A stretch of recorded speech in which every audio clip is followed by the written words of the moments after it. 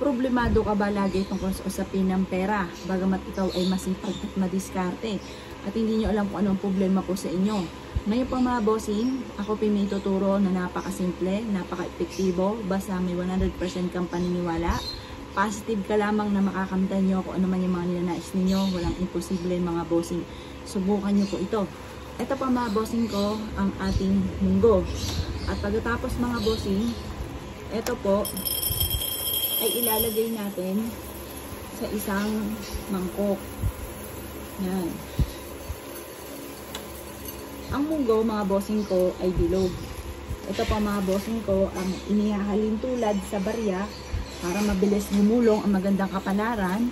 At ito pa mga bossing ay mabilis na maging toge. Kapag po ito mga bossing ko ihagis nyo lamang sa lupa, kahit hindi nyo po siya alagaan mga bossing ko, kusa po siya nasisibol. Ito po yung sinasabi na walang pahirapan na pagpapadami. Ito po mga bossing ko ay napakaraming mamunga, isang puno pa lamang ay napakadaming bunga ng munggo. Ngayon po mga bossing ko, ito po yung isa sa mga pinaniniwalaan na magdudulot sa atin ng swerte. Kung ikaw po ay napakailap ng swerte at laging lang may problema tungkol sa usapin ng pera, gamitan nyo po ito ng munggo. Pero ito po ang ating gagawin pampaswerte, ay hindi itatapon yung munggo mga bossing ko ha. Ito po, makalipas ng 1 linggo, iluluto na po natin siya. Mag-a-attract lang tayo ng swerte mga bossing.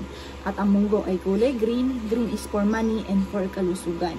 Ngayon, kailangan din po natin mga bossing ko ng dahon ng laurel. Ngayon mga bossing ko, ganito lamang ang inyo pong gagawin. Etong ating dahon ng laurel ay ilalagay nyo lamang po dito mga bossing ko sa munggo. At pagkatapos mga bossing ko, kayo po ay mag-wish. Sabihin niyo po, sa pamamagitan ng aking sipag at tiyaga at pananalig sa mahal na Panginoon, ay makakamit ko lahat ng aking mga pinapangarap.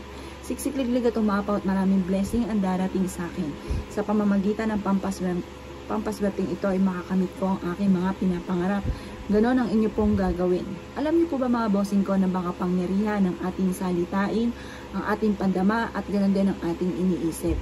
Kaya mas mainam ang sasabihin natin, paano yung mga magaganda dahil nagtatawag tayo ng swerte. Tapos, yung mga pangit na nagaganap sa buhay natin, ipagdadasal natin sa mahal na Panginoon na mabago ang takbo ng ating pamumuhay. Ilagay niyo lamang po ito mga bossing ko pagtapos na po kayo mag-wish sa ibabaw ng inyo pong hapagkainan kung saan kayo ay nakain. Tapos, mas mainam mga bossing ko, ilagay niyo po ito doon at pagkatapos makalipas na 1 linggo, ito po ay iluluto na po natin. Ito po mga bossing ko, hugasan yung mabuti. Ito po mga bossing ko ay napakaswerte at marami na rin nagpatotoo na sila po mga bossing ko ay maraming blessing ang dumating mula nang ginamit ang munggo. Ako po mga bossing ko dito sa aming tahanan, napakaraming mga pampaswerte. At talaga namang hindi rin ako makapaniwala sa mga blessing na dumarating. Kaya kung ikaw ay isa sa mga pahirapan para kumita ng pera, pahirapan para ikaw po ay makaipon, o makamit nyo yung mga ninanais ninyo, subukan nyo po ito mga bossing. Kaya kung ikay naniniwala sa mga gatong mga pamamaraan, gawin nyo po ito mga bandang alas 7 ng umaga.